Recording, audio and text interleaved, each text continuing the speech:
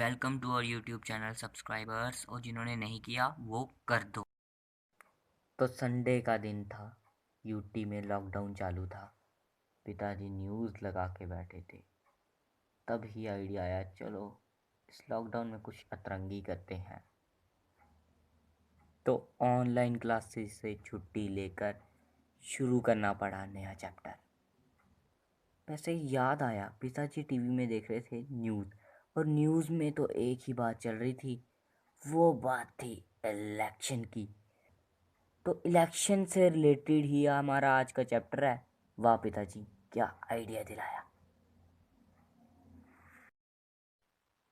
तो अब बिना किसी ब्रेक शुरू करते हैं अपना नया चैप्टर। तो आज के चैप्टर का नाम है political parties. Well, political parties सुनते ही तुम्हारे मन में क्या चीज़ें आती हैं, कमेंट करके बताना। वैसे पढ़ाई के मामले में कहाँ ही तुम्हारे हाथ चलते हैं, चलो मैं ही बताता हूँ।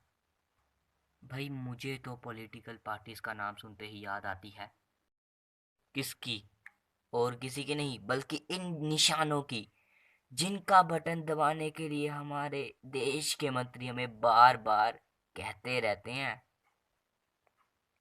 ये निशान किसी और के नहीं बल्कि पॉलिटिकल पार्टीज के ही हैं, जिनके बारे में हम आज पढ़ने वाले हैं।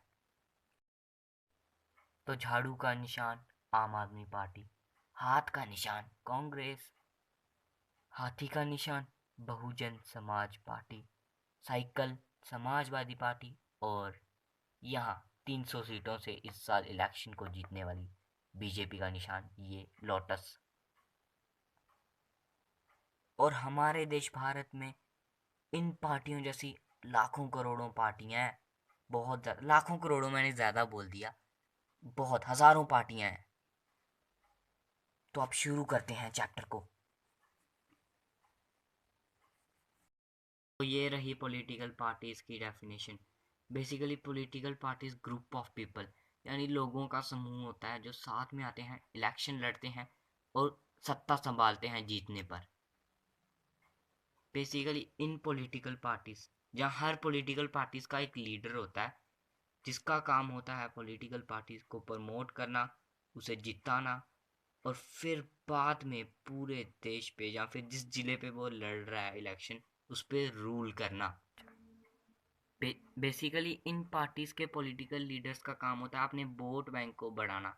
वोट बैंक बढ़ता रहेगा तो इनकी पार्टी ग्रो करती रहेगी।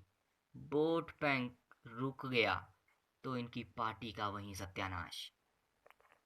और जो मेरे भाई बहन सोच रहे हैं कि ये किसी तरह का बैंक है, तो मैं उनका डाउट क्लियर कर दूं कि वोट बैंक हम लोग हैं।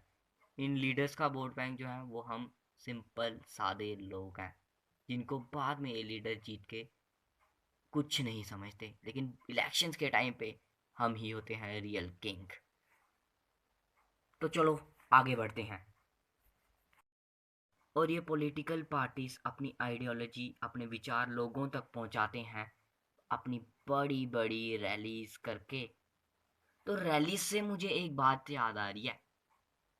देश में बेशक घोर लॉकडाउन चल रहा हो, लेकिन ये लीडर्स रैली ऐसे करते हैं मानो मानो ये रैली कोरोना वैक्सीन के बराबर हो। और इन रैलियों में तो कोरोना फैलता नहीं है, उल्टा स्कूल कॉलेजेस में बहुत ज़्यादा फैलता है।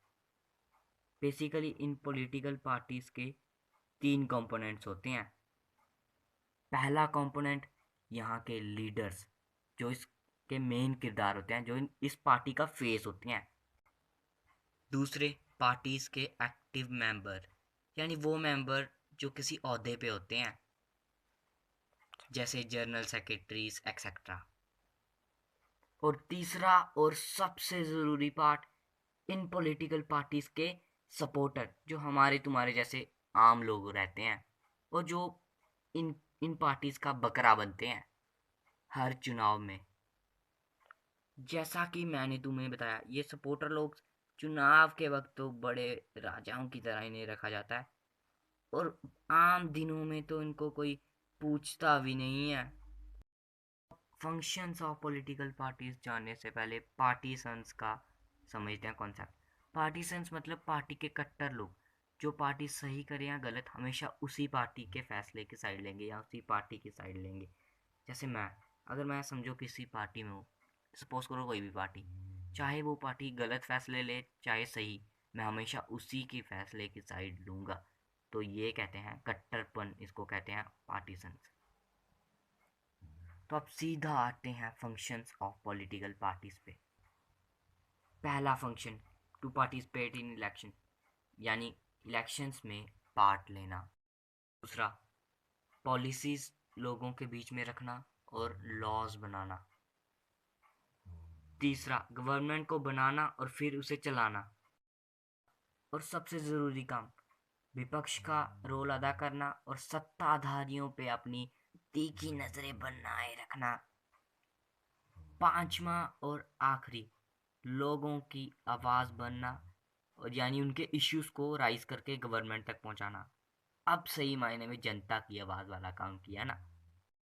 अब एक देश में कितनी पॉलिटिकल पार्टीज होंगी ये उन देश के रूल्स पे फॉलो करता है। जैसे कुछ देशों में वन पार्टी सिस्टम चलता है, और ऐसी कंट्रीज की एग्जांपल में आता है हमारा चाइना। चाइना हमारा पड़ोसी देश है, यहाँ पे राज करती है सीपी यानी कम्युनिस्ट पार्टी, और इसके लीडर है शी जिनपिंग। यहाँ एक ही पार्टी का बोलबाला चलता है, दूसरी पार्टी होती नहीं है तो बोलेगी क्या। जैसा कि हमने देखा, ओपोजिशन का भी एक मेन रोल होता है लीडिंग पार्टी को सही ट्रैक पे बनाए रखना। वन पार्टी सिस्टम के बाद अब कुछ देश फॉलो करते हैं टू पार्टी सिस्टम, और इसकी एग्जांपल है यूके और यूएस जैसी बड़ी कंट्रीज। यहाँ दो पार्टीज हैं, इसलिए एक ही गलती सुधारने के लिए दूसरी पार्टी बैठी हुई है। और इंडिया में चलता है तीसरा और सबसे इम्पोर्टेंट, मल्टी पार्टी सिस्टम।